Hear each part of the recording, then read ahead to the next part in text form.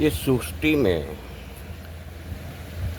कुदरत ने जो लक्ष्य राशि के सभी शरीरों बनाया है, उस सभी शरीरों में से बेस्ट, उत्कृष्ट और अनमोल मानव शरीर को बनाया है। सभी तरीके से इस सृष्टि भी 5 तत्वों से सर्जन हुई है और सभी शरीरों भी 5 तत्वों से सर्जन हुआ है। 5 तत्वों को 5 महाभूत भी कहा जाता है। इसमें पहला तत्व है पृथ्वी तत्व, दूसरा है जल तत्व, तीसरा है अग्नि तत्व, चौथा है वायु तत्व और 5वां है आकाश तत्व। ये 5 तत्वों से सृष्टि का सर्जन हुआ है और अब 5 तत्वों को चलाने वाला और 2 तत्व है, जो प्राण तत्व है, छठा तत्व, और 7वां तत्व है गुरुत्वाकर्षण तत्व। 5 तत्वों का जो पुतला बनता है, 2 पुतला को चलाने वाला और 2 तत्व, इसलिए कुल 7 तत्वों से इस सृष्टि का सर्जन हुआ है। इसमें पृथ्वी तत्व में हड्डी, चर्म, नख, मांस और बाल, ये सभी चीज़ों पृथ्वी तत्व का गुण है। पृथ्वी तत्व इसमें समाया हुआ है। जल तत्व में वीर्य, रक्त, मूत्र, मज्जा और चर्बी, ये सभी जल तत्व का ही गुण है। अग्नि तत्व में भूख, प्यास, निंद्रा, आलस और मैथुन, ये सभी अग्नि तत्व का गुण है। वायु तत्व में फैलना, सिकोड़ना, स्थिर होना, उठ बैठ करना, दौड़ना, बांधना, रोकना, ये सभी वायु तत्व का गुण है। आकाश तत्व काम, क्रोध, लोभ, मोह, रूप, ये सभी आकाश तत्व का गुण है। ये 5 तत्वों से पुतला बना है और 5 तत्वों का 5-5 अंश है, जो मैंने आपको बताया है। वो 5 तत्वों का 5-5 अंश है, इसलिए उनको 5-25 भी बोला जाता है। अब ये शरीर में ये तत्वों का वास कौन से भाग में है, इसके बारे में हम जरा बात करेंगे। पैरों से घुटनों तक पृथ्वी तत्व का वास है। घुटनों से नाभि तक जल तत्व का वास है। नाभि से हृदय तक अग्नि तत्व का वास है और हृदय से नाक तक वायु तत्व का वास है और नाक से लेकर मस्तक तक आकाश तत्व का वास है। इसलिए मस्तक को एक गगन का भाग के कहा गया, गगन भी कहा गया है। मन जो है वो 10 इंद्रियों से पर है। उनका कोई कायमी स्थान नहीं है और मन की कोई प्राइवेट ऊर्जा भी नहीं है। फिर भी ये शरीर में मन बहुत महत्व का प्रदान करता है। ऐसे तो देखा जाए तो मन 2 प्रकार का है, एक बाह्य मन है और एक आंतरिक मन है। आंतरिक मन को सूक्ष्म मन भी कहा जाता है। बाह्य मन जो है वो अवगुणों से भरा हुआ है और आंतरिक मन जो है वो गुणों से भरा हुआ है।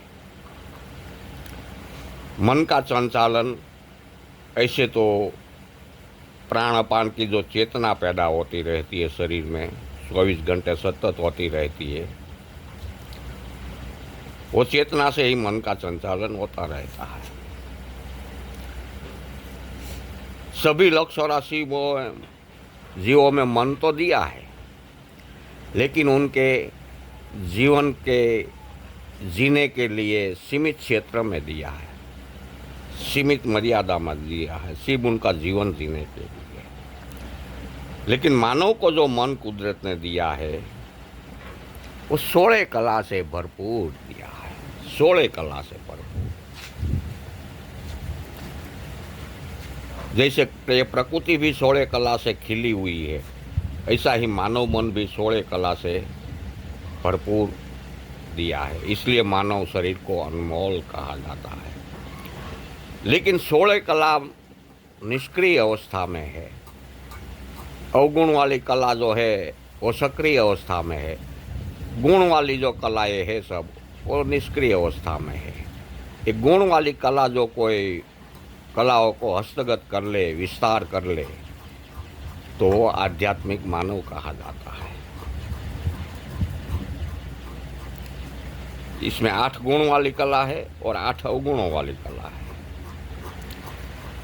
इस शरीर का संचालन भी इंद्रियों द्वारा मन से ही होता रहता है। ऐसे तो मन जो है वो एक सूक्ष्म शरीर का ही घटक है। ये पंच महाभूत शरीर में इंद्रियों के अलावा 5 प्रकार की वायुओं की उत्पत्ति भी शामिल है, जो आपो आप शरीर में खुराक के माध्यम से उत्पत्ति होती रहती है।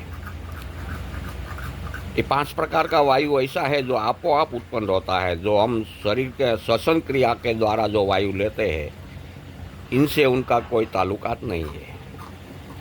ये 5 प्रकार का वायु शरीर में खुराक के माध्यम से आपो आप उत्पन्न होता रहता है। इसमें पहला है प्राणवायु, दूसरा है अपान वायु, तीसरा है उदान वायु, चौथा है समान वायु और 5वां है व्यान वायु। ये 5 वायु ऐसा है कि जो आध्यात्मिक क्षेत्र के लिए ये 5 वायु का ज्ञान होना, 5 वायुओं को समझना बहुत ज़रूरी है, बहुत महत्व की बात है।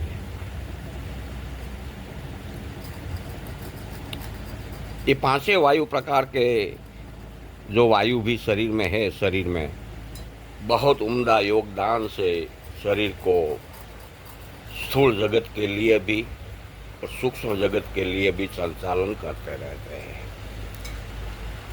खास करके शरीर का भी संचालन होता रहता है। इसके अलावा ये शरीर में 3 प्रकार की प्रकृति भी इस शरीर में होती है। नहीं, प्रकृति नहीं, सॉरी, दोष। 3 प्रकार का दोष इस शरीर में है। पहला है वात, दूसरा है पित्त, तीसरा है कफ। और 2 प्रकार की प्रकृति भी है। 2 प्रकार की प्रकृति, एक ठंडी प्रकृति है, एक गर्म प्रकृति है। ये सूक्ष्म जगत के लिए भी अति महत्व की है और स्थूल जगत के लिए भी महत्व है। ये 3 प्रकार की जो प्रकृति दोष है, वात, पित्त, कफ, ये तीनों प्रकार के दोष को जो कंट्रोल देवे तो शरीर निरोगी रहता है।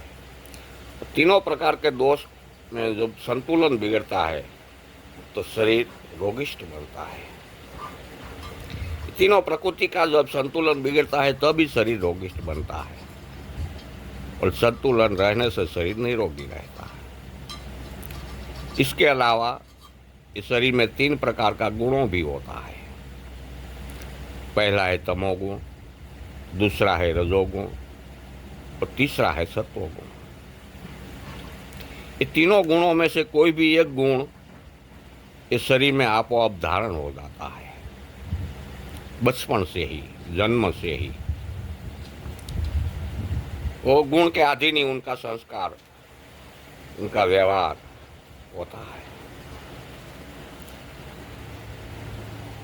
वो अपने आप संचित कर्मों के अधीन शरीर में गुण प्रकट होते हैं। वो मन धारण कर लेता है आपो आप। लेकिन वो संचित कर्मों के अधीन 3 में से कोई एक गुण मन धारण कर लेता है, वो भी आपो आप। वही एक गुण जो मन धारण करना है, वही गुण के अधीन उनका जीवन निर्धारित होता है। इसके अलावा ये शरीर में स्वाद की ग्रंथि भी दिया है। इस स्वाद की ग्रंथि से ही मालूम होता है कि ये शरीर के लायक कौन सा खुराक लिया जाए।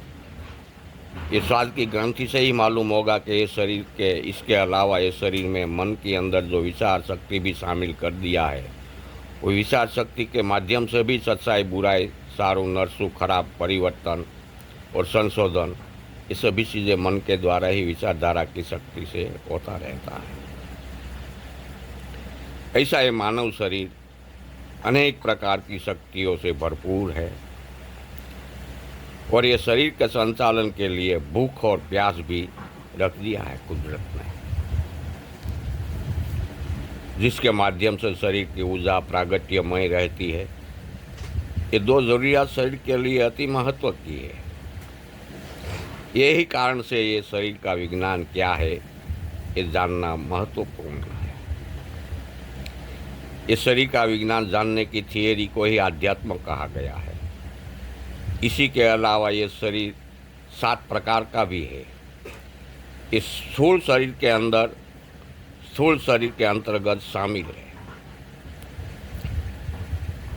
जो किसी को दिखाई नहीं देता है।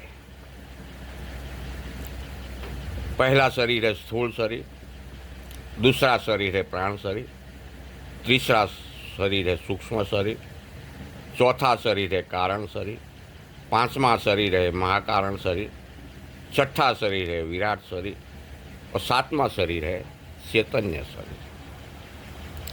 ऐसे 7 प्रकार का शरीर इस स्थूल शरीर में समावेश है, जो आध्यात्मिक क्षेत्र के लिए उनका विस्तार करना अति महत्व का होता है। इसके अलावा इस शरीर में कुंडलिनी शक्ति और 7 चक्रों की शक्तियाँ भी इसी शरीर में समावेश कर दिया है। 7 चक्रों और कुंडलिनी शक्ति हर कोई मानव शरीर में अधोगमन तरीके से काम कर रही है, जो स्थूल जगत के लिए बरकरार है, स्थूल जगत के लिए महत्व की है। लेकिन अधोगमन में से ये सभी शक्तियाँ उधोगमन जो करते हैं उसको आध्यात्मिक मानव कहते हैं, जिसके माध्यम से सभी मानव एक महामानव बनने की क्षमता रखता है, एक कुंडलिनी शक्ति और 7 चक्रों के मार्फत से। लेकिन ये सभी शक्तियाँ स्थूल शरीर के अलावा दूसरा शरीर में समाविष्ट है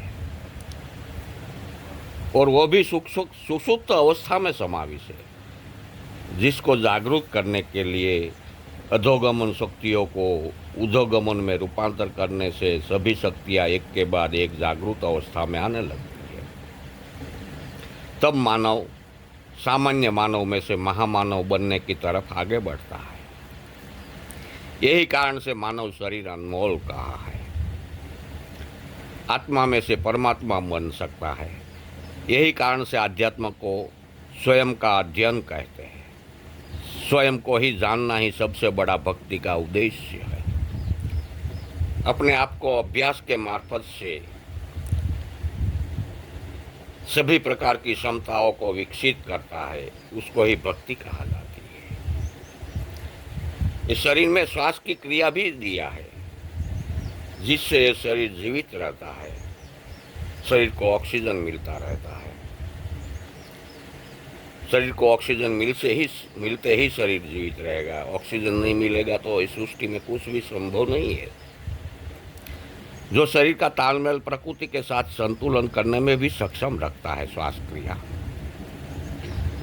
वही श्वास क्रिया की क्रिया प्रतिक्रिया में जो गुंजन होता है, इसको ही ओहम सोहम का जाप कहते हैं, जो आपो आप जन्म से ही होता रहता है और जन्म सिद्ध अधिकारी में ही हमको ये ओहम सोहम का जाप कुदरत ने अर्पण किया है। इसको सिद्ध नहीं करना है, इसको सुनने की बात है, सिद्ध करने की बात नहीं है। सिद्ध कोई कर ही नहीं पाया है, उसको सुनने की बात है। शरीर को शांत करके श्वास क्रिया को लंबी गति में ले जाकर जब मानो कोई ध्यान में बैठेगा तब वो उनकी गति, उनकी ध्वनि सुन पाएगा ओहम सोहम की। इसके पहले कोई सुन नहीं पाएगा। वो आपो आप सब होता ही रहता है। इस शरीर का विज्ञान टूक में संक्षिप्त रीति से मैंने आपको बताने की कोशिश किया है, और यही शरीर के सभी प्रकार के विज्ञान को जानकर अनुभूति कर कर हस्तगत करना है। यही सभी प्रकार के विज्ञान को जो जान गए, इसको ही हम मानवों भगवान का पद देकर पूछते हैं। हम सभी मानवों के अंदर परमात्मा बनने की क्षमता है। हम परमात्मा को साथ में लेकर ही घूमते हैं। जो चाहे वो बन सकता है, लेकिन योग क्रिया साधन के मार्फत से परमात्मा बनने की क्षमता सभी के पास मौजूद है। लेकिन कर्म के गति के अधीन भी उसमें बहुत रुकावट लाती है। कर्म की गति, हमारे संचित कर्मों की गति, इसमें बहुत बड़ा रुकावट अवरोध बनकर खड़ी हो भी जाती है।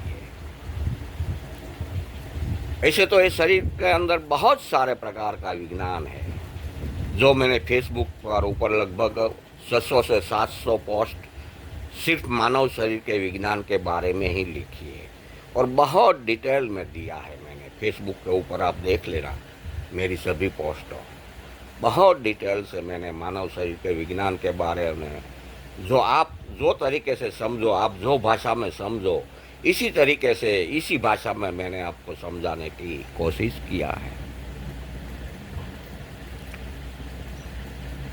अगर ये शरीर का विज्ञान की मेरी पोस्ट जो मैंने दिया है वो सब अनुभूति के अधीन है, अगर वो सभी पोस्ट कोई पढ़ लेवे, उनको अच्छी तरह समझ लेवे, तो उनको कोई गुरु धारण करने की भी ज़रूरत नहीं रहती है, और उसको कोई किसी की सलाह लेने की भी ज़रूरत नहीं रहती है। ऐसी मैंने पोस्टों मेरी अनुभूति के अधीन लिखी है।